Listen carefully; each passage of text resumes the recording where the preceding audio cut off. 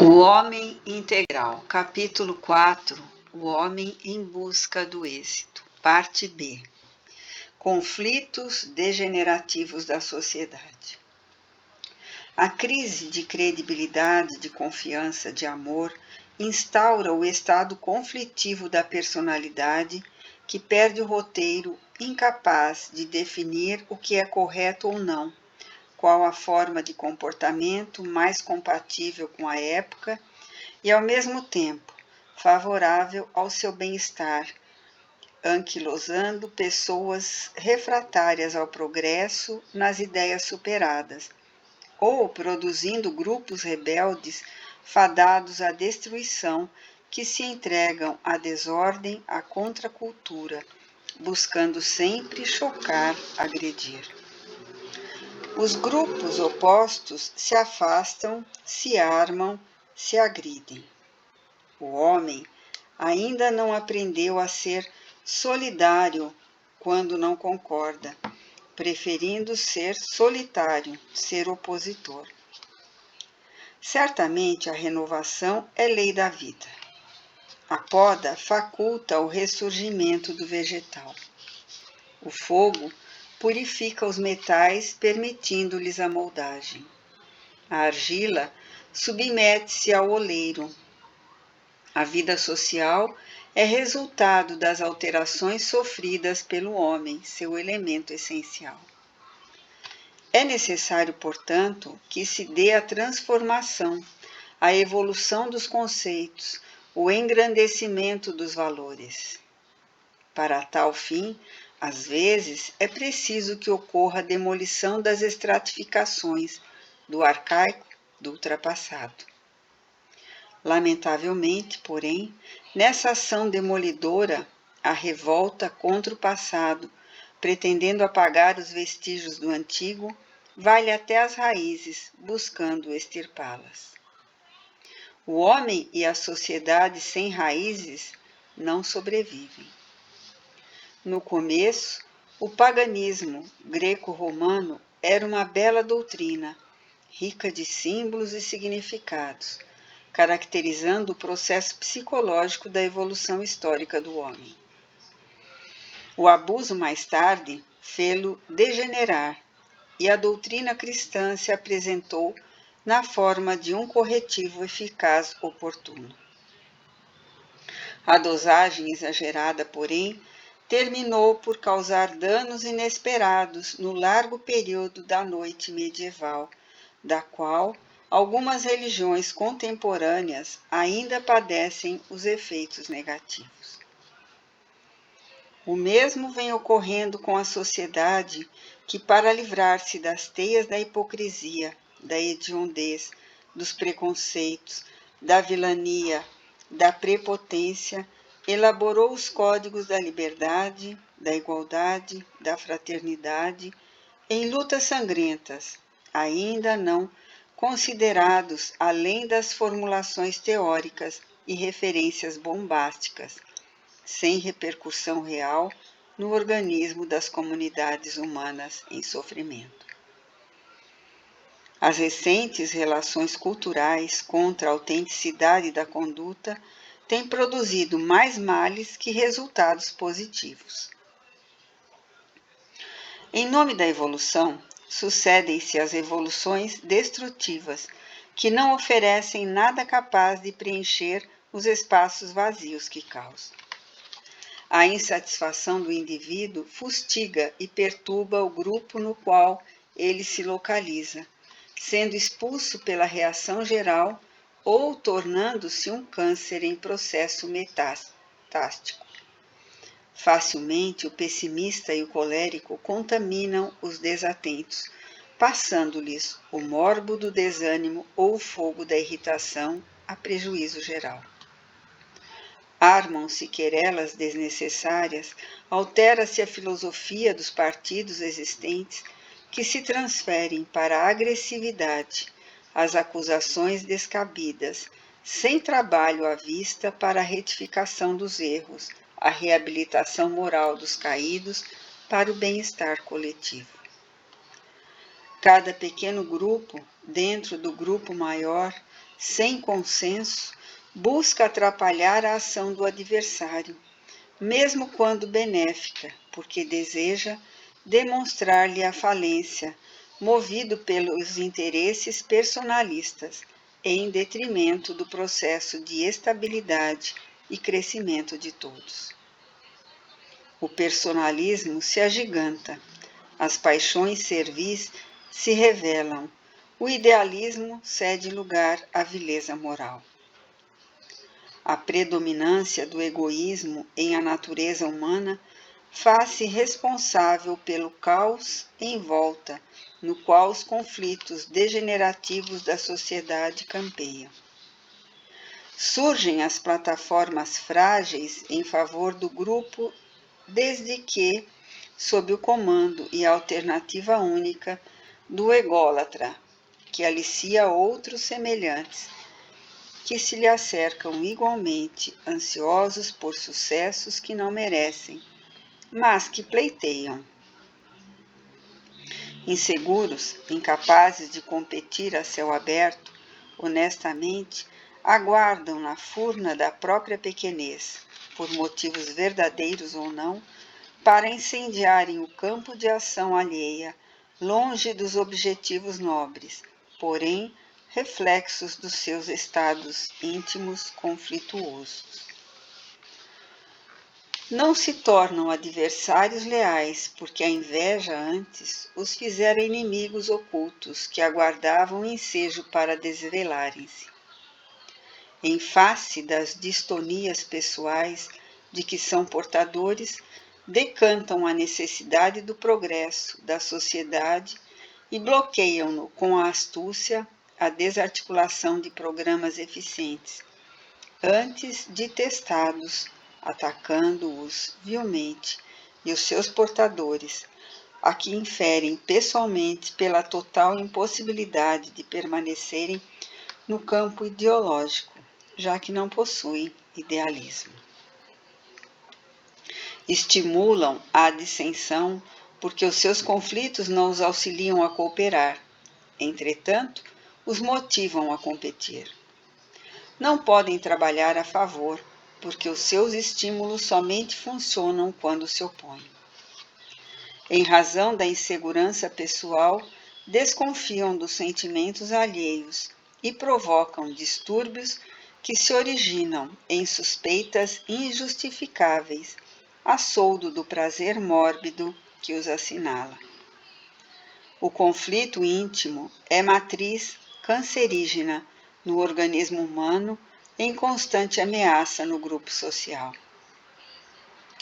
Cabe ao homem, em conflito, revestir-se de coragem, resolvendo-se pelo trabalho de identificação das possibilidades que dispõe, ora soterradas nos porões da personalidade assustada.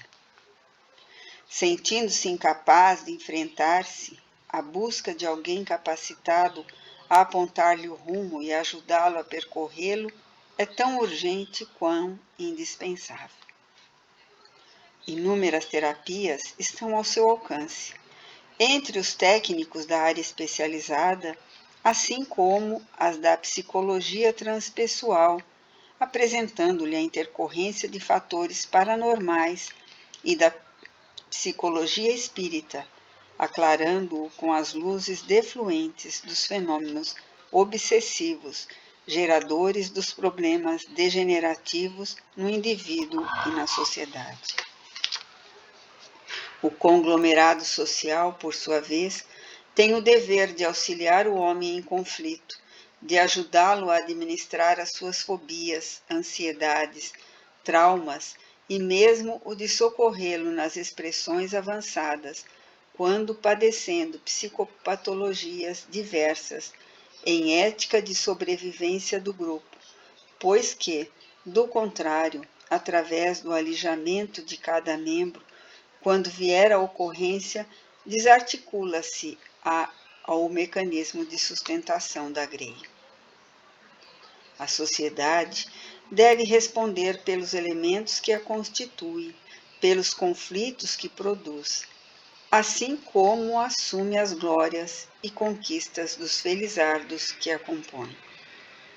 Os conflitos degenerativos da sociedade tendem a desaparecer, especialmente quando o homem, se encontrando consigo mesmo, harmonize o seu cosmo individual, micro, colaborando para o equilíbrio do universo social, macro, no qual se movimenta. O primeiro lugar e o homem indispensável. Na área dos conflitos psicológicos, a competição surge quase sempre como estímulo, a fim de fortalecer a combalida personalidade do indivíduo que, carente de criatividade, apega-se às experiências exitosas que outros realizaram, para impor-se, assim, enfrentar as próprias dificuldades, escamoteando-as com o esforço que se aplica na conquista do que considera a meta de triunfo.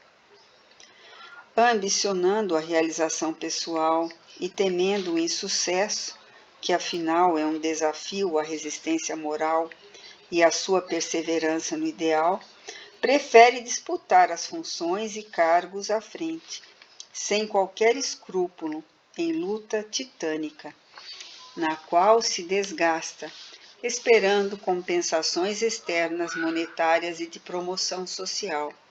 Assim, massageando o ego ambicioso e frágil. O homem que age dessa forma está sempre um passo atrás da sua vítima provável, que de nada suspeita, e ajuda-o, estimula-o, até padecer-lhe a injunção ousada quão lamentável. Por sua vez, o triunfador não se apercebe que no degrau deixado vago, já alguém assoma, utilizando-se dos mesmos artifícios ou mascarando-os com os olhos postos no seu trono passageiro. A competição saudável em forma de concorrência fomenta o progresso, multiplica as opções, abre espaços para todos que criativos propõem variações do mesmo produto, novidades, ideias originais, renovação de mercado. De outra forma, as personalidades conflituosas, arquitetando planos de segurança, apegam-se ao trabalho que realizam, às empresas onde laboram, crendo-se indispensáveis, responsáveis pelo primeiro lugar que conseguiram com sacrifício, e transferem-se psicologicamente para a sua entidade. Somente se sentem felizes e compensadas quando discutem o seu trabalho, a sua execução, a sua importância. O lar, a família, o repouso, as férias se descolorem porque não preenchem as falsas necessidades do ego exacerbado. Respiram o clima de preocupação do trabalho em toda parte e vivem em função dele. Sentem o triunfo após os anos de lutas exaustivas e informam que a sua saída seria uma tragédia, um caos para a organização, já que são pessoas chaves, molas mestras, sem as quais nada funciona, ou se tal se dá, é precariamente. Não percebem que o tempo escoa na ampulheta das horas, os métodos de ação se renovam, o cansaço os vence, a vitalidade diminui, e no degrau imediatamente inferior já está o competidor, jovem, ambicioso, aguardando, disputando, aprendendo a sua técnica, e mais bem equipado do que ele, em condições de substituí-lo com vantagens. A sua cegueira não lhes permite enxergar. Quando o observam, deprimem-se, revoltam-se contra os limites orgânicos inexoráveis, utilizando-se de artifícios para prosseguirem.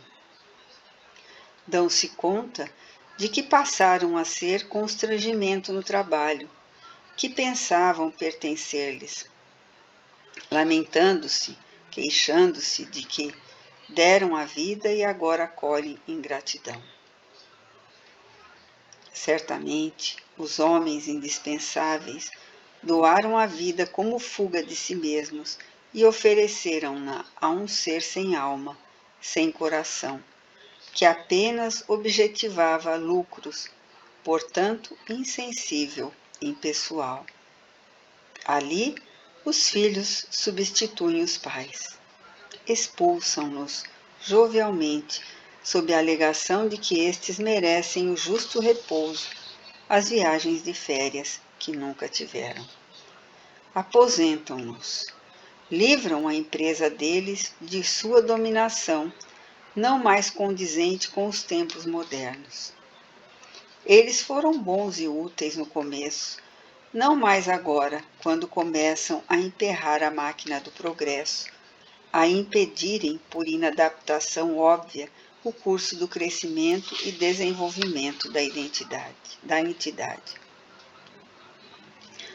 Assim, chega o momento da realidade para o homem que ocupa o primeiro lugar, o indispensável. É convidado a solicitar a aposentadoria quando não é jubilado sem maior consideração. Surpreso, diz-se em condições de prosseguir. Afirma que ainda é jovem, quer trabalhar, dispõe de saúde.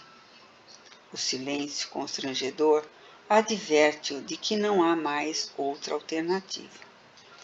Ele foi usado como peça de engrenagem empresarial, que desgastada deve ser substituída de imediato a benefício geral.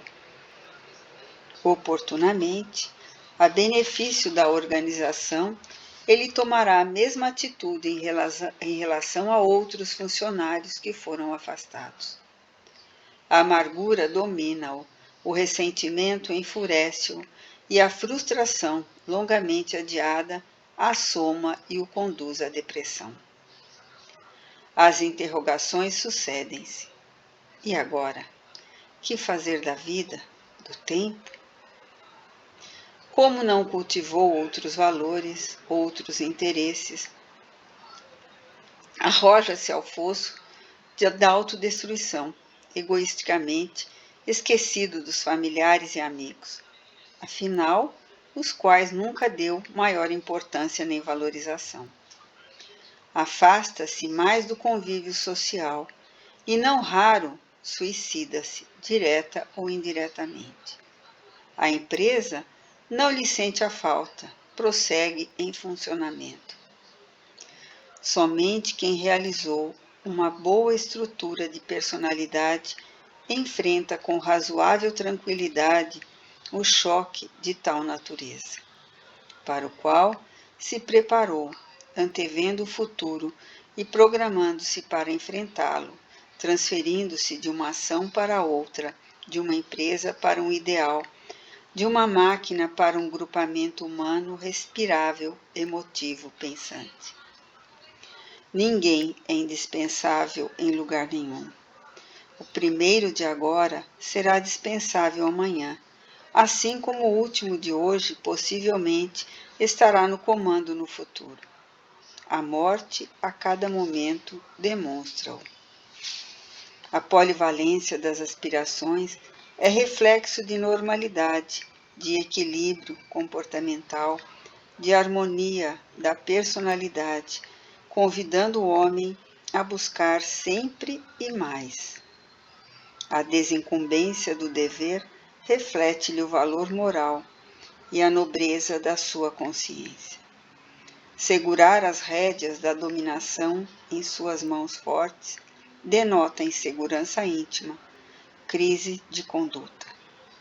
O homem tem o dever de abraçar ideias de enobrecimento pessoal e grupal, participar e envolver-se emocionalmente, fazer-se presente na comunidade como complemento da sua conduta existencial. A criatura terrena está em viagem pela terra, e todo trânsito, por mais demorado, sempre termina. Ninguém se engane e não se engane a outros.